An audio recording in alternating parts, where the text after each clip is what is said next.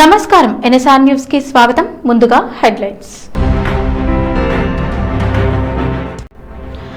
గాలికి తిరుగుతున్నారు వ్యాఖ్యలపై పొన్నం ప్రభాకర్ ఆగ్రహం. అమరవీరుల కుటుంబాలకు న్యాయం చేయాలి మండలిలో విజయశాంతి డిమాండ్.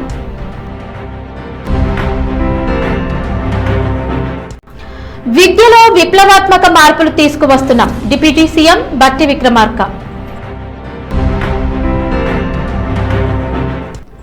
ప్రజావాణి అర్జీలపై వెంటనే చర్యలు తీసుకోండి హన్మకొండ కలెక్టర్ చాహత్ బాజ్పై ఆదేశం.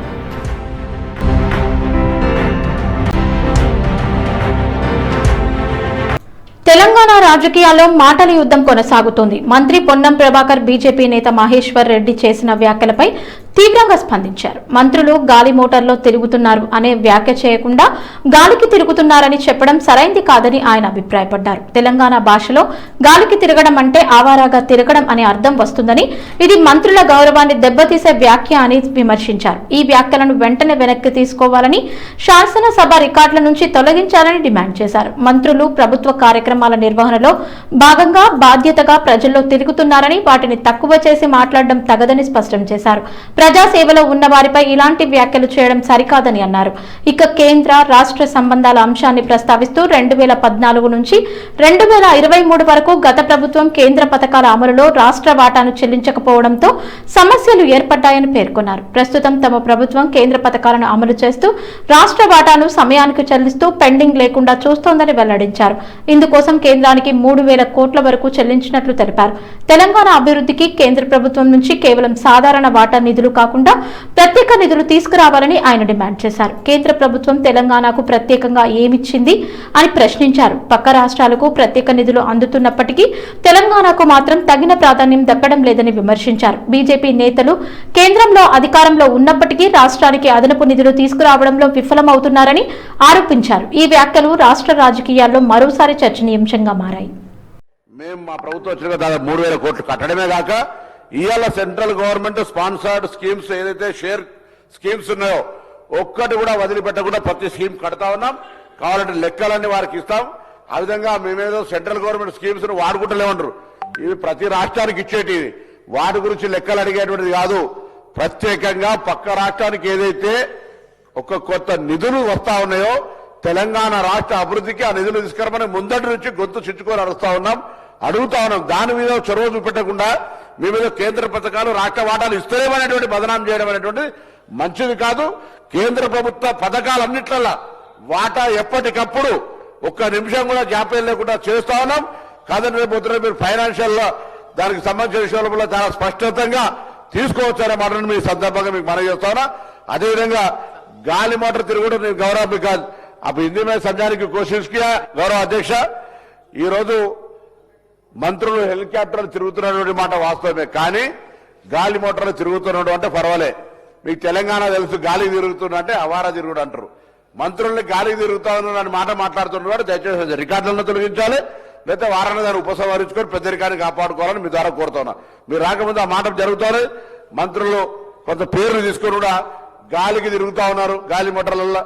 ఇది తప్పుడు మాట, ఇది మంచిది కాదు. సభ్యులకు సభకు మంత్రులకు అనే మాట గౌరవం మీద తెలియదు.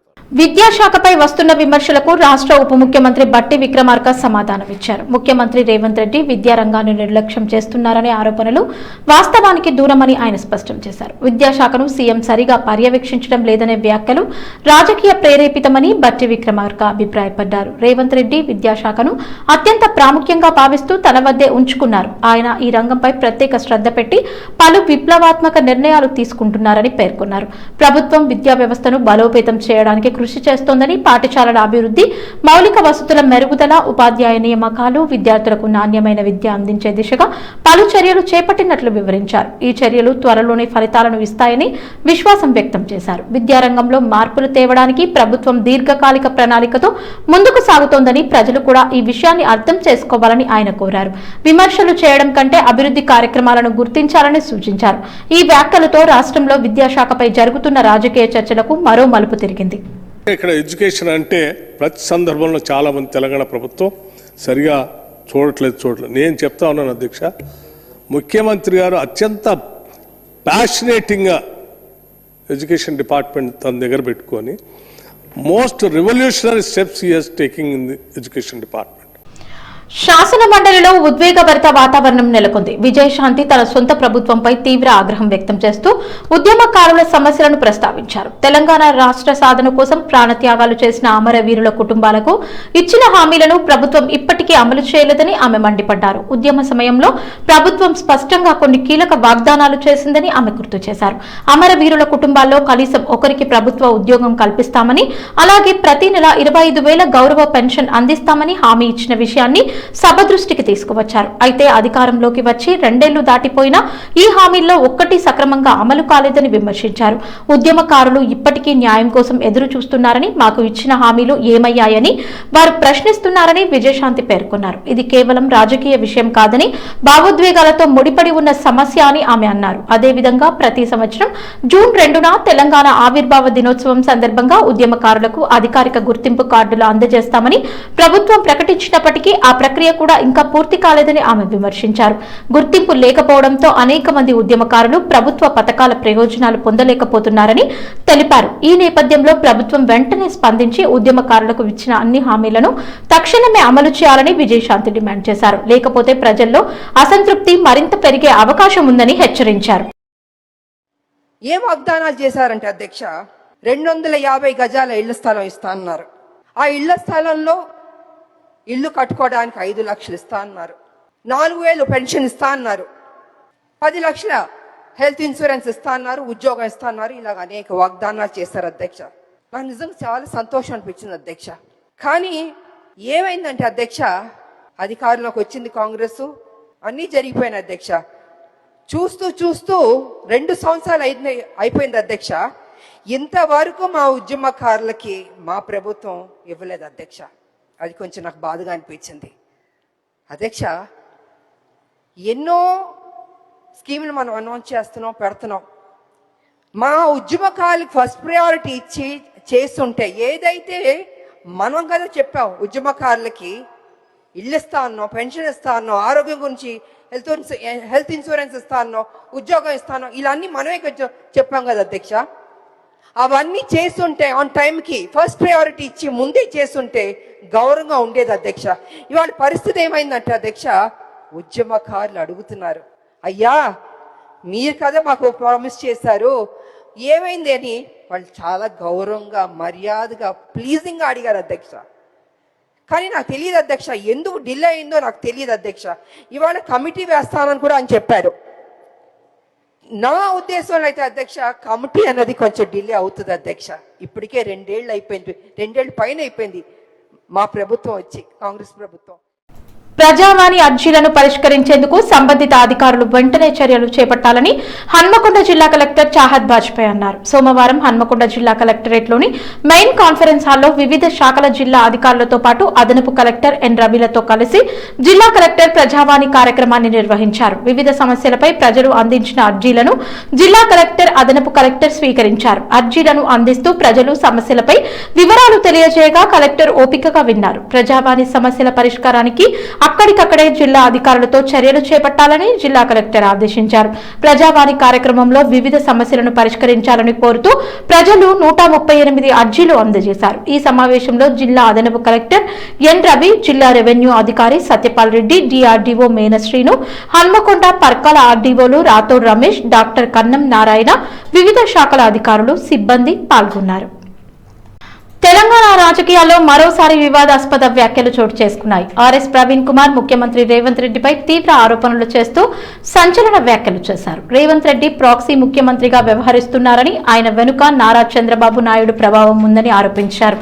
తెలంగాణలో రాజకీయ నిర్ణయాలు స్వతంత్రంగా తీసుకోబడటం లేదని, బయట నుంచి ప్రభావితం అవుతున్నాయని విమర్శించారు. ఇక మేడిగడ్డ ప్రాజెక్టు అంశంపై కూడా ఆయన ప్రశ్నలు లేవనెత్తారు. మేడిగడ్డ బ్యారేజ్లో పిల్లర్లు సహజంగానే కూలిపోలేదని వాటిని కుట్రపూరితంగా ధ్వంసం చేశారని ఆరోపించారు. ఈ ఘటనపై సమగ్ర విచారణ జరపాలని డిమాండ్ చేశారు. మేడిగడ్డ బ్యారేజ్ మరమ్మతులు ఎందుకు చేపట్టడం లేదని ప్రశ్నించిన ఆయన దీనికి రాజకీయ ప్రయోజనాలే కారణమని వ్యాఖ్యానించారు. పోలవరం ప్రాజెక్టు నుంచి బనకచెర్లకు నీటి మళ్లింపుకు అనుకూలంగా ఉండేందుకు మేడిగడ్డను కావాలనే మరమ్మతు చేయడం లేదని ఆరోపించారు. ఈ వ్యాఖ్యలు రాష్ట్ర రాజకీయాల్లో చర్చనీయాంశంగా మారాయి. అధికార పార్టీ ఈ ఆరోపణలకు ఎలా స్పందిస్తుందో చూడాలి. మరి మొదటి నుంచి చెప్తున్నాం, ఇప్పుడు కూడా చెప్తున్నాం తెలంగాణ ప్రజలకు, మేడిగడ్డ తనంతటికి తాను ఆ పిల్లర్ నెంబర్ 2021 కూలిపోలేదు. వాటిని కుట్రపూరితంగా కూల్చేశారు. అది యుద్ధ నేరము. ఏ ప్రాజెక్టును ఏ దేశంలో కూల్చినా యుద్ధ నేరమే. ఎందుకోసం దాన్ని రిపేర్ చేయడం లేదు? మరి ఇసుక కోసం. ఒకటి ఆంధ్ర ప్రాంతకు ప్రయోజనం చేకూర్చాలి. పోలవరం నుంచి బనకచెర్లకు నీళ్లు పోవాలంటే మేడిగడ్డ రిపేర్ కాకూడదు. అక్కడి నుంచి నీళ్లు కంటిన్యూస్ గా పోలవరం దాకా పోతే అక్కడ నీటిని తీసుకుపోయి బనకచెర్ల చేయాలంటే కాగల కార్యము గంధర్వురే నెరవేర్చినట్టుగా ఒక ప్రాక్సీ ముఖ్యమంత్రిని ఇక్కడ పెట్టుకున్నాడు చంద్రబాబు నాయుడు గారు. అందులో ఆ కుట్రలో భాగమే ఆదిత్యనాథ్ దాస్ అనే ఆంధ్రప్రదేశ్లో ఇరిగేషన్ డిపార్ట్మెంట్లో ప్రిన్సిపల్ సెక్రటరీగా పనిచేసిన ఒక అధికారిని తీసుకొచ్చి ఇక్కడ పెట్టి ఇన్స్ట్రక్షన్స్ అన్ని కూడా ఆయనకిస్తే ఆయన రేవంత్ రెడ్డి గారికి చెప్పి ఇవన్నీ కూడా చేయిస్తా ఉన్నాడు. ఇలా వెనిజులాలో నికోలాస్ మదురోను తీసుకుపోయి డొనాల్డ్ ట్రంప్ ఆయన అరెస్ట్ చేసి అమెరికాలో పెట్టుకొని వెనిజులా ఆయిల్ మీద అమెరికా ఎట్లయితే మొత్తం కూడా ఏకఛత్రాధిపత్యం చేసి ప్రపంచ మార్కెట్లో ఒక స్వతంత్ర దేశానికి చెందిన ఆయిల్ను ఏ విధంగా అయితే ప్రపంచ మార్కెట్లో అమెరికా ఒక ప్రాక్సీని పెట్టి అమ్ముకుంటా ఉన్నదో ఆ విధంగా ఇవాళ చంద్రబాబు నాయుడు గారు రేవంత్ రెడ్డి గారిని ఇక్కడ ముఖ్యమంత్రి పెట్టుకొని తెలంగాణ ప్రజల నోట్ల మట్టి కొడుతున్నాడన్న విషయం తెలంగాణ ప్రజలు గుర్తించాలి. భారతదేశ చరిత్రలో మొట్టమొదటిసారిగా న్యాయవాద రక్షణ చట్టం సోమవారం తెలంగాణ అసెంబ్లీలో ఏకగ్రీవంగా ఆమోదం పొందడం కాంగ్రెస్ పార్టీ రేవంత్ రెడ్డిదే ఘనత అని వరంగల్ జిల్లా Congress legal cell chairman Shamanthula Srinivas అన్నారు. ఈ సందర్భంగా మంగళవారం వరంగల్ జిల్లా కోర్టు ప్రాంగణంలో స్వీట్లు పంపిణీ చేసి న్యాయవాదులు పెద్ద ఎత్తున సంబరాలు జరుపుకున్నారు. ఈ సందర్భంగా శామంతుల శ్రీనివాస్ మాట్లాడుతూ గత ప్రభుత్వాల నిర్లక్ష్యంతో వామనరావు దంపతులు వరంగల్ న్యాయవాది మల్లారెడ్డి హత్యలు జరిగాయని అన్నారు. అనేక సంవత్సరాల న్యాయవాదుల డిమాండ్ ను కాంగ్రెస్ ప్రభుత్వం రేవంత్ సర్కార్ సోమవారం అసెంబ్లీలో ఏకగ్రీవంగా బిల్లు ఆమోదం పొందడం అభినందనీయమని కొనియాడారు. ఈ కార్యక్రమంలో లీగల్ సెల్ ప్రతినిధులు ముదస్సిర్ అహ్మద్, కయూమి, పోషిని రవీందర్, గునిగంటి శ్రీనివాస్, రాజోజు వేణుగోపాల్, వేముల రమేష్, కూనూరు రంజిత్ గౌడ్, మెరుగు సుభాష్, దయాన్ శ్రీనివాస్, ఆనంద్ మోహన్, బస్టాండ్ రవి, ఇజ్జిగిరి సురేష్, పరమేశ్వర్, అనుమాన్ల రాజ్ కుమార్, అమృతారావు, ప్రభాకర్, నరేందర్, మహేందర్, రాజు తదితరులు పాల్గొన్నారు. భారతదేశ చరిత్రలో మొట్టమొదటిసారిగా తెలంగాణ ప్రభుత్వం న్యాయవాదుల రక్షణ చట్టాన్ని నిన్న అసెంబ్లీలో ఏకగ్రీవంగా ఆమోదించినందుకు ప్రత్యేకంగా కాంగ్రెస్ ప్రభుత్వానికి అభినందనలు తెలుపుతూ మరి దేశ చరిత్రలో మొట్టమొదటిసారిగా చాలా కాలం ఉన్నటువంటి ఒక రక్షణ చట్టాన్ని ఈ డిమాండ్ను నిజంగా కూడా మరి నిన్న అసెంబ్లీలో ఏకగ్రీవంగా ఆమోదించినందుకు ప్రత్యేక కృతజ్ఞత తెలుపుతూ వరంగల్ బార్ అసోసియేషన్ నుండి మరి అదేవిధంగా తెలంగాణ రాష్ట్ర వ్యాప్తంగా న్యాయవాదుల పక్షాన ఈరోజు ప్రత్యేక అభినందనలు సీఎం రేవంత్ రెడ్డి గారికి తెలుపుతూ మరి భవిష్యత్తులో వరంగల్లో న్యాయవాదులకు కానీ తెలంగాణ రాష్ట్రంలో ఉన్న న్యాయవాదులందరికీ కూడా న్యాయం జరుగుతుందని సందర్భంగా భావిస్తూ ప్రత్యేక అభినందనలు తెలుపుతున్నాం. తెలంగాణ శాసనసభలో ఉద్రిక్త పరిస్థితులు చోటు చేసుకున్నాయి. మాజీ మంత్రి ఎమ్మెల్యే హరీష్ రావు శాసనసభలో జరిగిన సంఘటనలపై తీవ్ర అభ్యంతరాన్ని వ్యక్తం చేశారు. సభలో రేవంత్ రెడ్డి పహిల్వాన్లని వ్యాఖ్యానించగా మరో సభ్యుడు కత్తులతో తలలు తీసేస్తామని హాట్ కామెంట్ చేశారు. ఈ ఉద్రిక్త వ్యాఖ్యలు రాజకీయ వాతావరణాన్ని మరింత ఉధృతం చేశాయి. హరీష్ రావు వ్యాఖ్యానాల ప్రకారం ఇలాంటి అభ్యంతరమైన అనాగరిక భాషను ఎథిక్స్ కమిటీలో చర్చకు రిఫర్ చేయాల్సిన అవసరం ఉంది. రేవంత్ రెడ్డి అనాగరిక భాషలో ఎన్నోసార్లు మాట్లాడినప్పటికీ ఇప్పటి వరకు ఎథిక్స్ కమిటీ దృష్టికి తీసుకురాలేదని ఆయన ప్రశ్నించారు. అందుకు తోడుగా మీరు అసెంబ్లీలో మా గొంతు నొక్కే ప్రయత్నం చేసినా ప్రజాక్షేత్రంలో మిమ్మల్ని నిలదీస్తూనే ఉంటాం అని హరీష్ రావు హెచ్చరించారు. ఆయన వైపు నుండి ఈ వ్యాఖ్యలు రాజకీయంగా హంగామా, ప్రజా అవగాహన పరంగా చర్చనీయాంశంగా మారాయి. ఈ సంఘటనను ఎథిక్స్ కమిటీ పరిశీలిస్తుందా లేదా అనే విషయంపై ఇప్పుడు ప్రతిక్రియ కోసం రాజకీయ వర్గాలు ఎదురు చూస్తున్నాయి. రేవంత్ రెడ్డి గారు పాలసీలను గాలికి వదిలేసిండు, పహల్వాన్ల భాష మాత్రం మాట్లాడిండు. ఒక ఆయన నిలబడవా పహల్వాన్ అంటుండు. అసెంబ్లీలో పాలసీలు ఉంటాయి కానీ పహల్వాన్లు, కుస్తీ యుద్ధాలు, కుస్తీ పోటీలు ఉండయి కదా. కానీ రేవంత్ రెడ్డి ఇదేదో కుస్తీల పోటీగా మార్చే ప్రయత్నం చేసిండు. కత్తుల కోలాటంతో తలలు తీసేస్తాం, సామాజిక బహిష్కరణ చేస్తాం అని కాంగ్రెస్ సభ్యులతోని ముఖ్యమంత్రి పిలిచి పక్కన కూర్చోబెట్టుకొని మాట్లాడించిండు. మనం చూడలేదా? ముఖ్యమంత్రి గారు పక్కన వచ్చి వాళ్ళు కూర్చోవడం, పోగానే వాళ్ళకి మైకొచ్చుడు, వాళ్ళు మాట్లాడుడిగా కత్తుల కోలాటంలో తలలు తీసేస్తామని ఒక శాసనసభ్యుడు అసెంబ్లీలో మాట్లాడితే అది శాసనసభన? దాన్ని ఎందుకో ఎథిక్స్ కమిటీకి రెఫర్ చేయవు? కత్తుల కోలాటంతో తలలు తీస్తా అన్న సభ్యుడిని ఎథిక్స్ కమిటీకి రెఫర్ చేయవా? సామాజిక బహిష్కరణ చేస్తామని మాట్లాడిన సభ్యుడిని ఎథిక్స్ కమిటీకి రెఫర్ చేయవా? రేవంత్ రెడ్డి ఈ 2 నెలల్లో సభలో మాట్లాడిన అనాగరిక భాషను ఎథిక్స్ కమిటీకి రెఫర్ చేయరా? ఏం మాట్లాడిండు రేవంత్ రెడ్డి? నేను నోట్తో మాట్లాడలేను, ఆ భాష మాట్లాడడానికి నాకు సిగ్గనిపిస్తుంది. శాసనసభలో ఆయన మాట్లాడినటువంటి భాషను ఇవాళ ఎథిక్స్ కమిటీకి పంపాలి కదా. అధికారం ఉందనో మందబలం ఉందనో నోరుంది కదా అని ఇష్టం వచ్చినట్టు మాట్లాడితే ఇది శాసనసభ, రాష్ట్ర ప్రజలు గమనిస్తున్నారు. ఈ ప్రభుత్వ తీరును, ఈ ముఖ్యమంత్రి భాషను రాష్ట్ర ప్రజలు గమనిస్తున్నారు. మా గొంతు మందబలం ఉందని నువ్వు అసెంబ్లీలో నొక్కుతావేమో, కానీ మేము యాజ్ పాసిబుల్ దొరికిన ప్రతి చిన్న అవకాశాన్ని ఉపయోగించుకొని ఒక్క సెకండ్ కూడా వృధా చేయకుండా ప్రజా సమస్యల ప్రస్తావనకు మేము ప్రాధాన్యత ఇచ్చాము. ఖానాపూర్ అంబేద్కర్ విగ్రహ ప్రతిష్టాపన కమిటీ ఆధ్వర్యంలో ఏర్పాటు చేస్తున్న అంబేద్కర్ విగ్రహ నిర్మాణానికి స్థానిక మేజర్ గ్రామ పంచాయతీ సర్పంచ్ దాసరి రమేష్, స్థానిక SI Raghupati, market committee vice chairman Sakhamuri Haribabu, మాజీ ఎంపీపీ వేములపల్లి ప్రకాశ్రావు, మాజీ జెడ్పీటీసీ ఎడ్ల జగన్మోహన్ రెడ్డి స్థానిక వార్డు సభ్యులతో కలిసి భూమి పూజ చేసి పనులను ప్రారంభించారు. ఈ సందర్భంగా వారు మాట్లాడుతూ మహనీయుడు డాక్టర్ బిఆర్ అంబేద్కర్ విగ్రహం ఖానాపురం మండలం కేంద్రంలో ఎంతో ప్రతిష్టాత్మకంగా ఏర్పాటు చేయడం అభినందనీయమని అన్నారు. అంబేద్కర్ సాధించిన ఆశయ ఫలాలే నేడు ఎస్సీ, ఎస్టీ, బీసీ అణగారిన వర్గాలకు రాజ్యాధికారం దక్కిందని, ఆ మహానుభావుడి విగ్రహంతోనే తనకు సరైన నివాళులు అర్పించినట్లు తెలిపారు. అంబేద్కర్ ఆశయ సాధనలో అందరూ భాగస్వామ్యం కావాలని పిలుపునిచ్చారు. ఈ కార్యక్రమంలో అంబేద్కర్ విగ్రహ నిర్మాణ కమిటీ బాధ్యులు ముడుసు రమేష్, మర్రి శివరాజ్, రెంటాల రాజు, మర్రి రామస్వామి, మర్రి వంశీ, వల్లెపు శ్రీనివాస్, ఉప సర్పంచ్ ఉప్పు రాజు, వార్డు సభ్యులు పల్నాటి నిర్మల, కందుల రామ, కామిశెట్టి లక్ష్మి, శాఖమూరి ముఖేష్ తదితరులు పాల్గొన్నారు. ములుగు జిల్లాలో ఆకస్మికంగా కురిసిన అకాల వర్షం ప్రజలను ఇబ్బందులకు గురిచేసింది. ఏటూ నగరం పరిసర ప్రాంతాల్లో ఉరుములు మెరుపులతో కూడిన గాలివాన ఒక్కసారిగా విరుచుకుపడింది. సుమారు 15 నిమిషాల పాటు కురిసిన ఈ భారీ వర్షం రహదారులపై ప్రయాణికులకు తీవ్ర అసౌకర్యం కలిగించింది. ప్రత్యేకంగా వరంగల్ ఏటూ నాగారం ప్రధాన రహదారిపై భారీ వృక్షం నేలకొరిగి రోడ్డు మీద పడిపోవడంతో వాహనాల రాకపోకలు పూర్తిగా నిలిచిపోయాయి. దీంతో ఇరువైపులా వాహనాలు నిలిచిపడి భారీ ట్రాఫిక్ జామ్ ఏర్పడింది. ప్రయాణికులు గంటల తరబడి ఇబ్బందులు ఎదుర్కొన్నారు. సమాచారం అందుకున్న వెంటనే ఆర్టీసీ సిబ్బంది, స్థానికులు సంఘటనా స్థలానికి చేరుకుని చెట్టును తొలగించే పనిలో నిమగ్నమయ్యారు. కొంతసేపటి శ్రమ తర్వాత రహదారిని క్లియర్ చేసి ట్రాఫిక్ ని పునరుద్ధరించారు. అకాల వర్షం కారణంగా కొన్ని ప్రాంతాల్లో విద్యుత్ సరఫరా అంతరాయం కలిగినట్లు సమాచారం. ఈ ఘటనతో స్థానికులు అప్రమత్తంగా ఉండాలని అధికారులు సూచించారు. హైదరాబాద్ లోని యశోద సూపర్ స్పెషాలిటీ హాస్పిటల్ వైద్యులు అరుదైన మరియు ప్రాణాపాయకరమైన మెదడు సమస్యకు విజయవంతంగా శస్త్రచికిత్స నిర్వహించి ఓ రోగి ప్రాణాలను కాపాడారు. సకాలంలో స్పందించిన న్యూరో సర్జరీ బృందం చాకచక్యంతో ఈ క్లిష్టమైన కేసును విజయవంతంగా పూర్తి చేసింది. వైద్యుల వివరాల ప్రకారం 49 ఏళ్ల వ్యక్తి అకస్మాత్తుగా తీవ్రమైన తలనొప్పితో 2025 డిసెంబర్ 5న ఆసుపత్రికి తరలించబడ్డారు. వెంటనే నిర్వహించిన సిటీ స్కాన్ లో మెదడులో రక్తస్రావం జరిగినట్లు తేలింది. తదుపరి పరీక్షల్లో మెదడులోని రక్తనాళంలో భారీ బ్రెయిన్ అన్యూరిజం ఉన్నట్లు గుర్తించారు.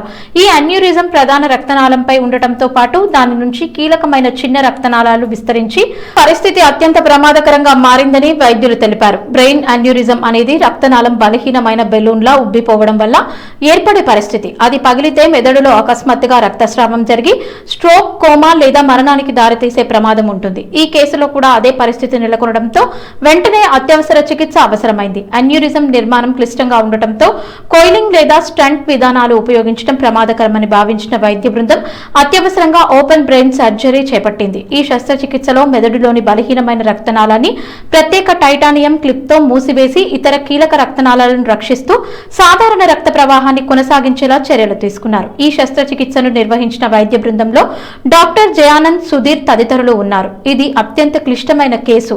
అన్యూరిజం నుంచి కీలక రక్తనాళాలు విస్తరించి ఉండటంతో ఎండోవాస్క్యులర్ విధానాలు ప్రయత్నాలు సాధ్యం కాలేదు. సకాలంలో ఓపెన్ సర్జరీ చేయడం వల్ల రోగిని కాపాడగలిగామని వైద్యులు తెలిపారు. శస్త్రచికిత్స అనంతరం రోగి వేగంగా కోలుకొని ఎటువంటి నర సంబంధిత లోపాలు లేకుండా కేవలం 5 రోజుల్లోనే డిశ్చార్జ్ అయ్యారు. 2025 డిసెంబర్ 13న స్వయంగా నడుచుకుంటూ ఇంటికి వెళ్లడం వైద్యుల సేవలకు నిదర్శనంగా నిలిచింది. The most dangerous cause of such sudden severe headache is a balloon-like outpouching arising from the blood vessel of the brain, and that is called an aneurysm. So if the aneurysm ruptures, it can cause severe headache, a headache that the patient has never experienced in his life. So if you also come across any patient who has sudden severe headache, he has to seek medical attention immediately. In this case, this patient had a aneurysm of the brain, that is a balloon-like projection from one of the major blood vessels of the brain, and it was very large in size and it had ruptured into the brain. So such a situation is life-threatening, and if immediately we don't do surgery, it can lead to death of the patient because there will be tremendous pressure inside the skull, inside the brain, and the brain can get damaged. So such patients can develop coma, fits, and can lead to death. So this is a very high-risk surgery, and it is done under microscopic guidance because we need a high zoom situation to operate on this patient safely. The patient was successfully managed, the clip was applied, and the leak of the blood was stopped immediately, and the patient had a very smooth post-operative period. In 5 days time he was discharged, and he is coming for follow-up to our hospital, and he is doing well. So patient ki mainly brain lo problem unde. This was a 49-year-old male patient actually. So అతనికి sudden headache తోనే వచ్చాడు మా దగ్గరికి. వస్తే మనం CT scan చేస్తే దాంట్లో రక్తం అనేది బ్రెయిన్లో కారడం జరిగిందని గుర్తించాము. కానీ అది ఎందువల్ల కారిందనేది దానికి మల్టిపుల్ రీజన్స్ ఉంటాయి యాక్చువల్గా. కాకపోతే ఈ పేషెంట్ స్పెసిఫిక్గా రక్తనాళం అనేది బలూన్ లాగా ఉబ్బిపోవడం వల్ల, అది పగలడం వల్ల, బీపీ ఇంకా స్మోకింగ్ హిస్టరీ వీటన్నిటి వల్ల అది వీక్ అయిపోయి పగిలిపోవడం వల్ల సడన్గా బ్రెయిన్లో రక్తం గడ్డగట్టడం జరిగింది. ఆ ప్రాబ్లంతోని పేషెంట్ మన దగ్గరికి రావడం జరిగింది. మంగళవారం జరిగిన వరంగల్ బార్ అసోసియేషన్ ఎన్నికల్లో స్పోర్ట్స్ అండ్ కల్చరల్ సెక్రటరీగా రాజేష్ ఏకగ్రీవంగా ఎన్నికయ్యారు. ఈ ఎన్నికల కార్యక్రమంలో వరంగల్ బార్ అసోసియేషన్ సభ్యులు పెద్ద సంఖ్యలో పాల్గొన్నారు. ఎన్నికలు సాఫీగా నిర్వహించబడగా సభ్యులు రాజేష్ కి అభినందనలు తెలిపారు. నాబార్డ్ సంస్థ ద్వారా తివాచీ శిక్షణ పొందుతున్న మహిళలకు జీవనోపాధి కొరకు ప్రభుత్వం బ్యాంకుల ద్వారా రుణములు ఇప్పించి వారు తయారు చేసిన తివాచీలను కొనుగోలు చేయుటకు ప్రభుత్వం చొరవ చూపాలని 40వ డివిజన్ కార్పొరేటర్ మరుపల్ల రవి కోరారు. డివిజన్లోని ఉర్స్ ప్రతాప్ నగర్ లో నడుస్తున్న తివాచీ శిక్షణా కేంద్రాన్ని బుధవారం రోజున కార్పొరేటర్ మరుపల్ల రవి సందర్శించి శిక్షకులైన రాష్ట్ర స్థాయి చేనేత తివాచీ అవార్డు గ్రహీత కంచ సమత, కంచ నరసింగారావులని, అచ్చటి శిక్షణ పొందుతున్న మహిళలను తయారు చేసే విధానాన్ని అడిగి తెలుసుకున్నారు. శిక్షణ కాలం 50 రోజులు సరిపోవని, పూర్తి స్థాయిలో శిక్షణ పొందుటకు ఇంకా 2 నెలలు కావాలని శిక్షణ పొందుతున్న వారు తెలిపారు. కార్పొరేటర్ మరుపల్ల రవి మాట్లాడుతూ గతంలో తివాచీ పరిశ్రమకు ఓరుగల్లు నగరం ఎంతో గుర్తింపు పొందిందని, ప్రస్తుతం తివాచీ పరిశ్రమ ఎక్కడా కానరాడం లేదన్నారు. వివిధ రంగులతో, వివిధ సైజులతో తయారు చేస్తున్న తివాచీలను కార్పొరేటర్ మరుపల్ల రవి చూసి వారిని అభినందించారు. తివాచీలు వాడటం వలన ఆరోగ్యానికి ఎంతో మేలు చేస్తుందన్నారు. మళ్లీ ట్రైనింగ్ సెంటర్ కొనసాగుటకు వరంగల్ జిల్లా కలెక్టర్ దృష్టికి తీసుకొస్తానని కార్పొరేటర్ మరుపల్ల రవి తెలిపారు. ఇటు శిక్షణ కేంద్రంలో 25 మంది తివాచీ శిక్షణ పొందుతున్నారన్నారు. రాష్ట్ర స్థాయి అవార్డు గ్రహీత అయిన కంచ సమతను కార్పొరేటర్ మరుపల్ల రవి శాలువ కప్పి అభినందించారు. ఈ శిక్షణ కేంద్రం కేవలం 50 రోజులే గడువు ఇవ్వడం జరిగింది. నాబార్డు సంస్థ 50 రోజులు గడువు ఇవ్వడం వల్ల పూర్తి స్థాయిలో శిక్షణ పొందలేకపోతున్నా అని కూడా మాకు అర్థమవుతుంది. వీరికి కొంచెం గడువు పెంచేది ఉంటే పూర్తి స్థాయిలో శిక్షణ పొందిన తర్వాత వారు స్వయం ఉపాధి కోసం వారు తయారు చేసిన తివాచీల అమ్మకానికి కూడా ఇలా ప్రభుత్వమే చొరవ తీసుకోవాలని కూడా ఈ సందర్భంగా తెలియజేస్తున్నా. మరి తివాచీలు తయారు కావడానికి కొన్ని లక్షల రూపాయలు అవసరం ఉంటాయి. అటువంటి దానికి బ్యాంకుల ద్వారా సబ్సిడీ రుణాలు కూడా వీరికి మంజూరు చేస్తే వారి జీవనోపాధి కూడా వెళ్ళే అవకాశాలు ఉంటాయి. ఇలా ఇన్స్ట్రక్టర్ ద్వారా వీళ్ళు నేర్చుకున్న వాళ్ళు ఇలా 50 రోజుల వరకు సగమే అవుతుంది, మళ్ళీ వేరే కూలి పనికి పోవడం జరుగుతుంది. ఈ శిక్షణ పొందిన వారికి పూర్తి స్థాయిలో శిక్షణ ఇవ్వాలని కూడా ప్రభుత్వాన్ని కోరుతున్నాం. మరి 125 రూపాయలు ఇన్స్ట్రక్టర్ ఇవ్వడం మన ఈ శిక్షణ పొందిన వారు తీసుకోవడం జరుగుతుంది. మరి ముఖ్యంగా ఈ ఇన్స్ట్రక్టర్లు కూడా ఎంతో ఓపికతోటి ప్రతిరోజు వీటిని శిక్షలుగా తీర్చిదిద్దడం జరుగుతుందని కూడా ఈ సందర్భంగా తెలియజేస్తున్నా. ఇవాళ జిల్లా కలెక్టర్ గారిని కలిసి ఈ తయారు చేసిన తివాచీలు అయితే ఏవైతే ఉంటాయో ప్రభుత్వమే కొనుగోలు చేయడానికి వారు చొరవ చూపాలని కూడా మేము అభ్యర్థించడం కూడా జరుగుతుందని కూడా ఈ సందర్భంగానే తెలియజేస్తున్నాం. నల్గొండ జిల్లాలోని ఓ గురుకుల పాఠశాలలో జరిగిన ఘటన కలకలం రేపుతోంది. దామరచర్ల పరిధిలో ఉన్న పీసీ గురుకుల పాఠశాలలో విద్యార్థినులపై ప్రిన్సిపల్ అమానుషంగా వ్యవహరించినట్లు ఆరోపణలు వెల్లువెత్తుతున్నాయి. వివరాల ప్రకారం విద్యార్థినులకు వడ్డించిన భోజనం సరిపోకపోవడంతో మరింత అన్నం పెట్టాలని కోరినందుకు ప్రిన్సిపల్ తీవ్రంగా స్పందించినట్లు సమాచారం. రాత్రి సుమారు 8 గంటల నుంచి 9 గంటల వరకు విద్యార్థినులను మోకాళ్ల మీద కూర్చోబెట్టి శిక్షించినట్లు ఆరోపిస్తున్నారు. ఈ చర్య పాఠశాల వర్గాల్లోనే కాకుండా స్థానికంగా తీవ్ర ఆగ్రహాన్ని రేకెత్తిస్తోంది.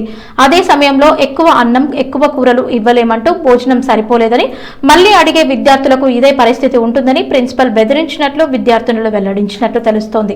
ఈ సంఘటన విద్యార్థుల హక్కులు సంక్షేమంపై పెద్ద ప్రశ్నలు లేవనెత్తుతోంది. ఈ ఘటనపై విద్యార్థి సంఘాలు తీవ్రంగా స్పందించాయి. విద్యార్థినులను చిత్రహింసలకు గురి చేసిన ప్రిన్సిపాల్ పై తక్షణ చర్యలు తీసుకోవాలని, డిస్మిస్ చేయాలని డిమాండ్ చేస్తున్నాయి.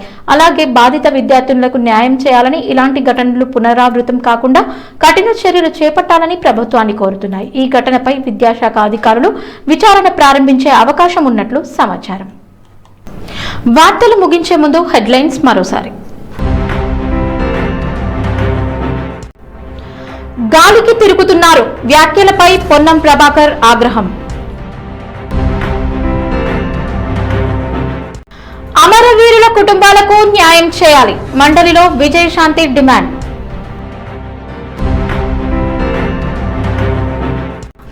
విద్యలో విప్లవాత్మక మార్పులు తీసుకువస్తున్నాం, డిప్యూటీ సీఎం బట్టి విక్రమార్క.